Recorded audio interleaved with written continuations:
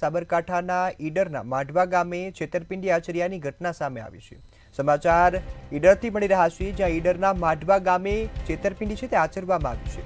કાળું જાડુ વડે પૈસાનો જે વરસાદ કરવાનું કહી અને છેતરપિંડી છે તે આચરવામાં આવી છે। 11 લાખનો ધૂપ કરવાનું કહી 2 કરોડનો વરસાદ થશે એવો દાવો કર્યો હતો। આ દાવા બાદ જે છેતરપિંડી છે તે આચરવામાં આવી છે, ત્યારે શખ્સને કરોડપતિ થવાની લાલચે 11 લાખ છે તે ગુમાવ્યા છે।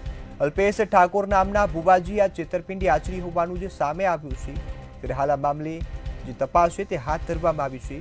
ત્યારે પૈસાનો વરસાદ કરવાની જાળમાં જે ભુવાએ ફરિયાદ નોંધાવી છે, ભુવા સામે હવે ફરિયાદ થઈ અને આગળની કાર્યવાહી છે તે હાથ ધરાશે। છેતરપિંડી ફરિયાદ નોંધી ધરપકડ કરવાની જે કાર્યવાહી છે તે હાથ ધરવામાં આવી છે।